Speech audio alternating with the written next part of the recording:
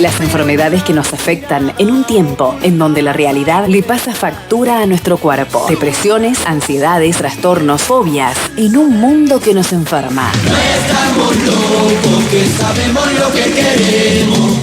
Así son estos tiempos de locos.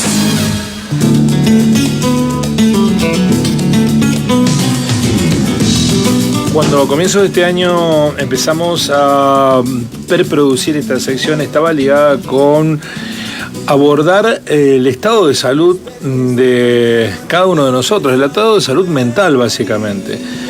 Muchas veces en la creencia de que se trataba de problemas de orden personal, que a veces involucraban a numerosas personas y que había un colectivo con una afectación determinada. El punto es que conforme pasó el año, empezamos a descubrir que la cuestión de salud mental es una cuestión de orden colectiva, ¿no? Ayer cuando veíamos la transmisión de la televisión y que el presidente anunciaba que íbamos a estar en el infierno, y había gente que gritaba infierno, infierno, infierno, vivaba por el infierno, y que gritaba no hay plata y festejaba no hay plata, no hay plata, no hay plata, o que coreaba policía, policía, policía, nos preguntábamos en qué punto de salud está una sociedad. Sé que esto se describe en términos de orden médico. Por ejemplo, está el síndrome de Estocolmo, que uno empatiza con el secuestrado, tarde o temprano, por una cuestión de supervivencia. Bueno, ¿qué es ser sano hoy? ¿Qué significa ser sano? Más allá de estas cuestiones que tienen un barniz político, ¿qué es ser sano? Para eso hemos convocado a Ana Ferrari de Fabro, la licenciada en psicología que nos visita en nuestro programa. Gracias por venir, Ana, un gusto, buen día, ¿cómo le va? Un placer. Guillermo. Bueno, tengo miedo de preguntarle qué es ser sano porque tengo miedo que me señale y me diga, por ejemplo, usted no. Bueno, ¿qué es la sanidad mental? ¿De dónde se juzga? ¿Cómo se comienza a evaluar? Sí, siempre nos preguntamos eso, qué es ser sano mentalmente, porque en realidad somos todos un poco neuróticos. Todos tenemos nuestros miedos, nuestras fobias, nuestras pequeñas manías, rarezas. Es decir, nadie es totalmente normal. Todo el mundo tiene sus cosas, ¿no es cierto? Pero las personas más sanas mentalmente tienen una serie de características que son bastante como diferenciables, ¿no es cierto? Las podemos ir enumerando para poder entender un poco qué se trata de esto de la salud mental. Lo primero que le digo es que es más sano mentalmente a aquel que vive más de acuerdo a lo que él realmente es, que de acuerdo a las expectativas que los otros se pudieron haber formado con respecto a él. Porque cuando nosotros nacemos, ya nacemos en una especie de marcos, podría ser familiar, por supuesto social, cultural, en donde hay expectativas sobre nosotros. Pero en realidad las personas somos lo que somos y si bien podemos ir cambiando y modificando esta forma de ser, tenemos que ser fiel a nosotros mismos. Bueno, está ligado con esta caracterización que alguien cuando se descubre como él, se te cayó la careta, no estar con una careta puesta. Sí, es verdad, la careta puede ser el rol, ¿no es cierto? Todos tenemos roles en la sociedad, a veces nos tenemos que poner la careta, es decir, nosotros, por ejemplo, cuando vamos a trabajar, dejamos nuestros problemas personales, nos ponemos una especie de careta. Pero yo me refiero a lo que significa el autoconocimiento, me refiero a conocerse a uno mismo, ser fiel a esa esencia que todos tenemos, porque las personas podemos cambiar mucho, pero hay una especie de esencia, no le voy a decir que no cambia, aparezca como inalterable, pero sí queda como de ese chip de fábrica, ¿no? El autoconocimiento, ese saber quién soy yo y vivir fiel a eso, me ayuda a mí a hacer... una señal de sanidad mental. Esa es una señal, porque a mí ¿qué me ayuda eso? A hacer elecciones realistas. En la vida se hacen muchas elecciones, uno elige la profesión, elige los amigos, elige la pareja, y yo tengo que saber hacia dónde la elijo. Es en función de lo que yo soy, no lo que me gustaría ser o lo que los otros han tenido la expectativa de que yo sea. Es decir, por supuesto que las personas cambiamos, podemos mejorar, pero siempre podemos ser una versión mejor de aquello que somos. No nos podemos convertir en otras personas. Yo a veces escucho cosas como, no, hizo terapia y es otra persona. Nadie es otra persona. En realidad podemos ser una mejor versión de nosotros mismos, pero siempre en la dirección de aquello que nosotros hemos descubierto que somos. ¿No es cierto? Si yo hago elecciones poco realistas, si yo, por ejemplo, toda mi vida me paso luchando por ser aquello que no voy a lograr ser, no voy a tener una vida ni siquiera muy feliz, pero además de eso muy saludable.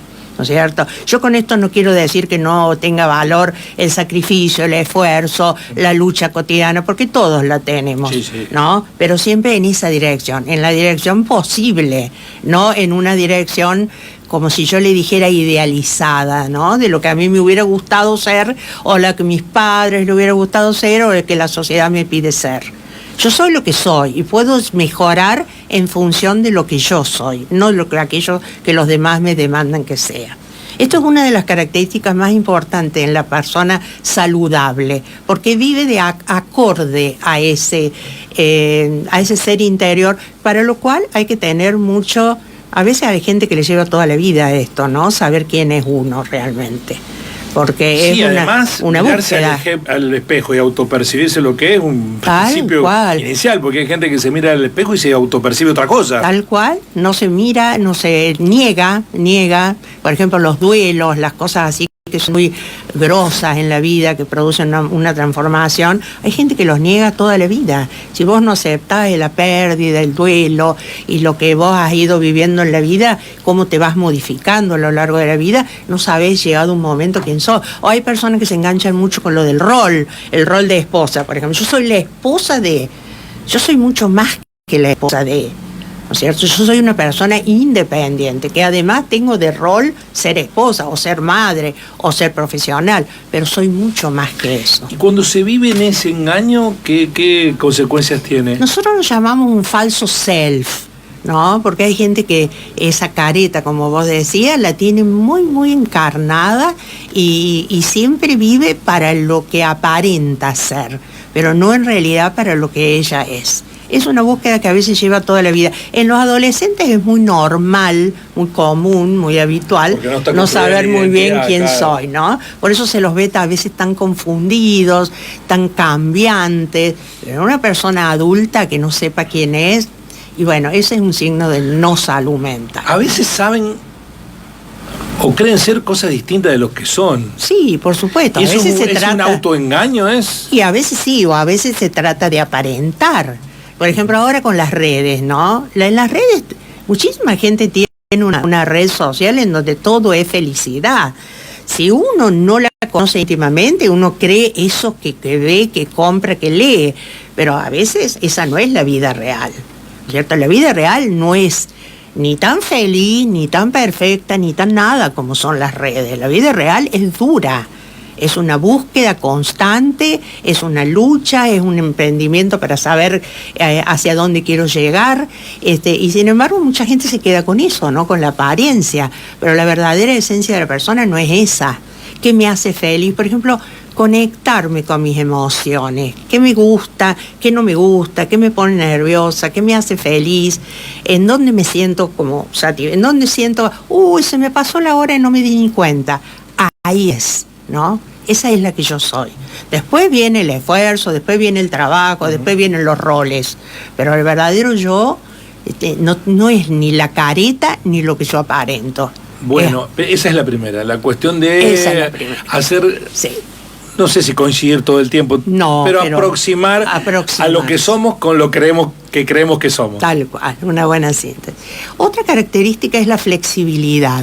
Porque las personas muy rígidas, los pensamientos muy estereotipados, esa especie de inflexibilidad del pensamiento lleva a la desestructuración de la persona.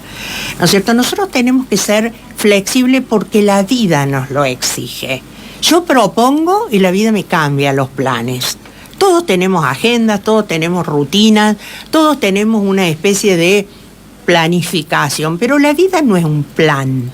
La vida es más vale un camino, ¿no? Y sin ser improvisado, porque seguramente yo sé a dónde quiero ir, sé lo que tengo que hacer, sé lo que tengo que cumplir, yo tengo que ser flexible para que cuando la vida me lo cambie, no desestructurarme en el camino. La estereotipia del pensamiento es enemiga de la salud mental.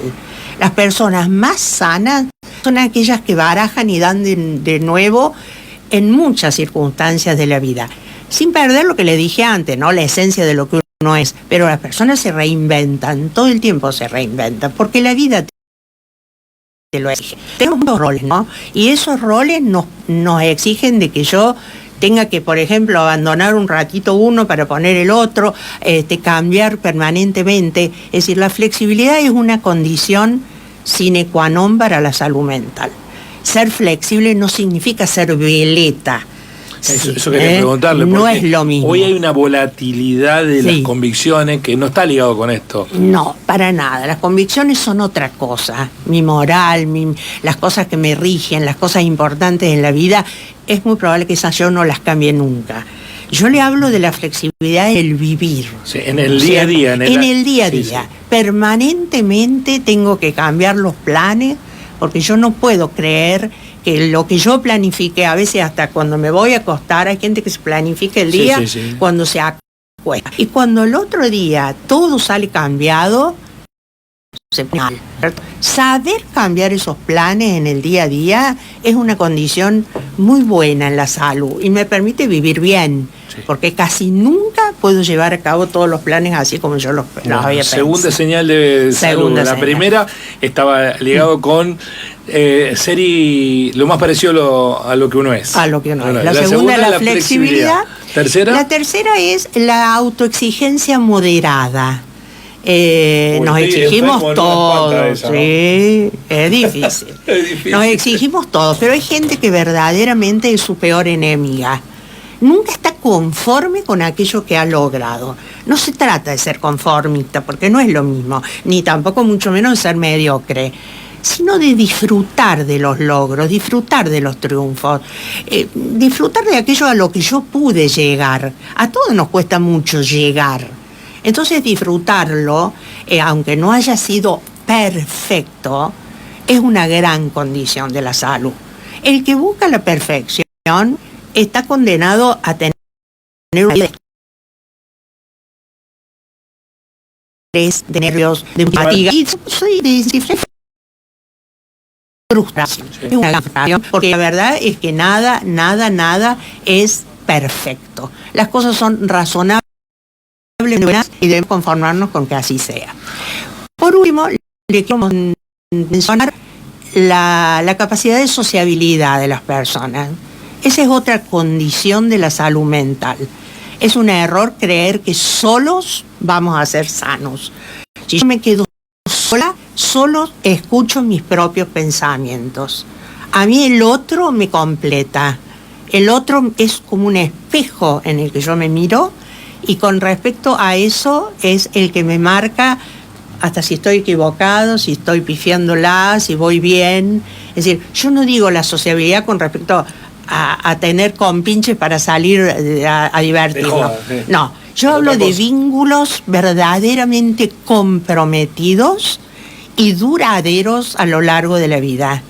La persona que no ha sido capaz de generar un solo vínculo y que después se victimiza como diciendo, pobre de mí, me dejaron solo, esa persona no es sana mentalmente. No es casualidad que una persona esté sola.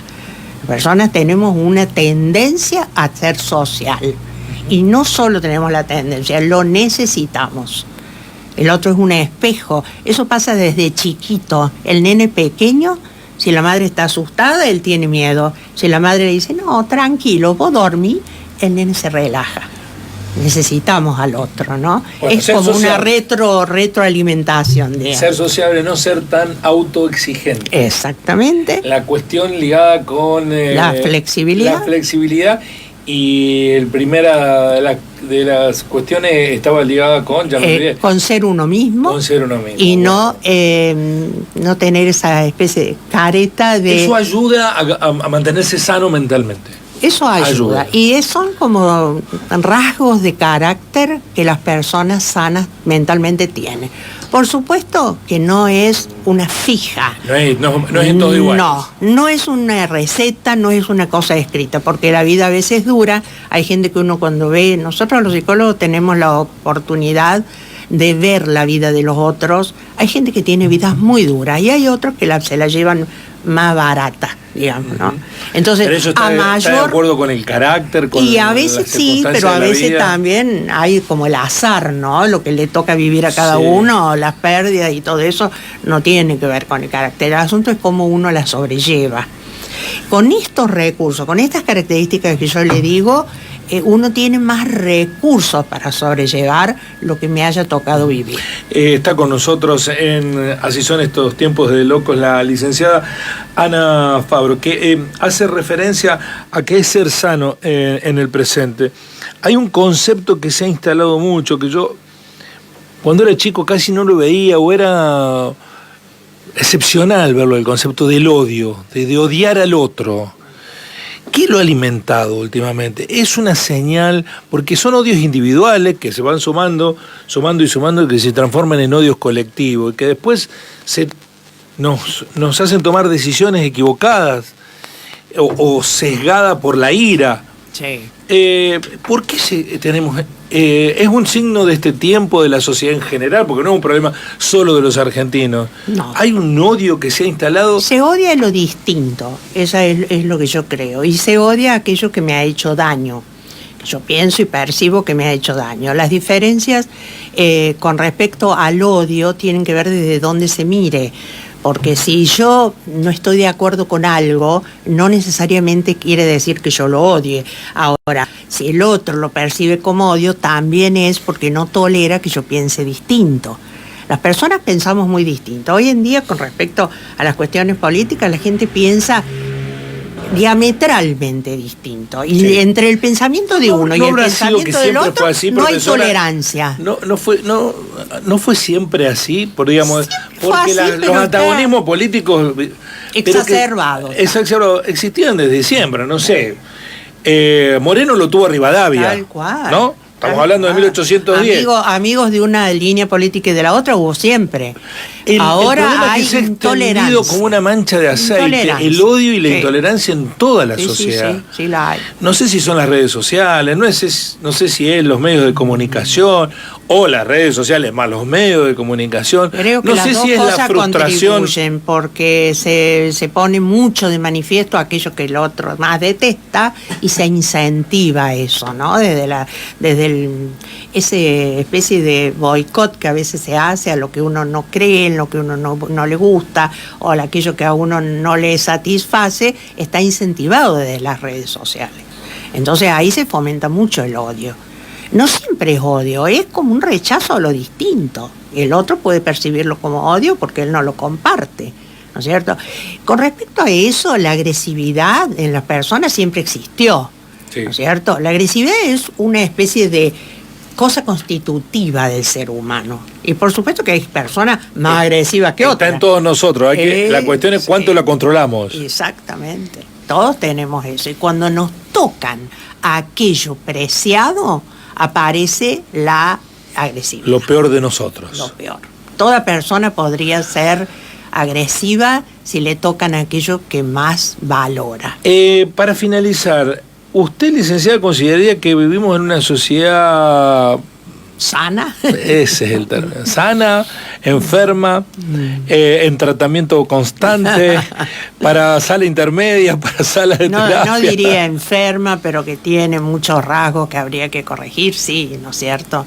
Enferma es muy fuerte. Nadie, como yo empecé la charla, nadie es totalmente sano. Todos somos un poquito neuróticos y entonces la sociedad es el reflejo de lo que nosotros somos, ¿no es cierto? Pero sí tratar de moderar algunas cosas y esta separación que a veces se da entre amigos, a veces se da entre familias, ¿no es cierto? Con respecto a las ideas políticas, por ejemplo, eso no es una cosa que sea saludable.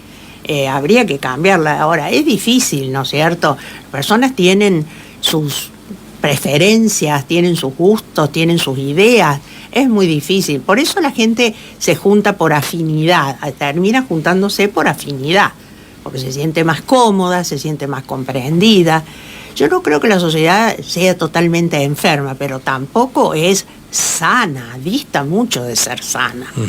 Estas características que yo le enumeré no son la garantía total de tener salud mental, son cuando uno observa a las personas más tranquilas, más equilibradas, a las que llegan a grande siendo, no sé si serenas, pero sabiendo vivir, tienen muchas de esas características. Ahora, después hay que lidiar con aquello que la sociedad le con el día a día, exige, ¿no? la sociedad le exige, ¿no? Esta, tómela como una pregunta de turno anticipado. ¿Puede ser? ¿Cómo no? ¿Ve? ¿Cómo no? Es personal. Sí.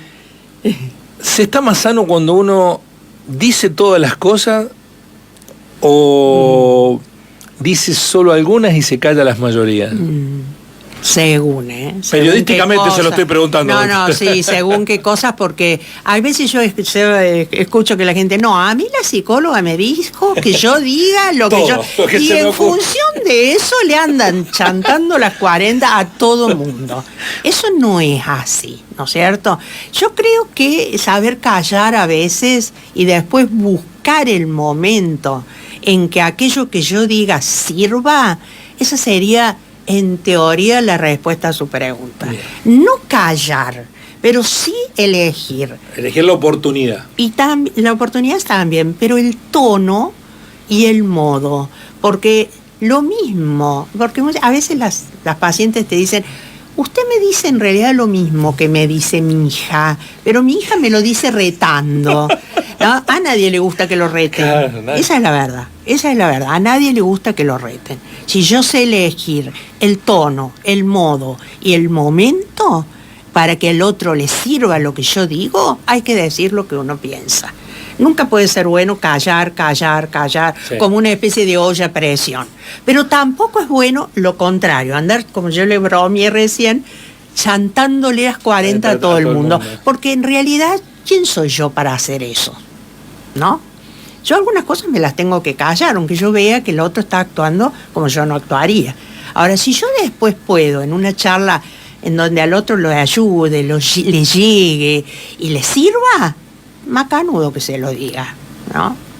Ahí sí sirve que yo se lo diga. Porque cuando yo hablo, hay que tratar de que sirva, de que valga para algo. A veces la gente dice, no, le dije esto, le dije lo otro, le dije, ¿y cómo te fue? No me habló nunca más.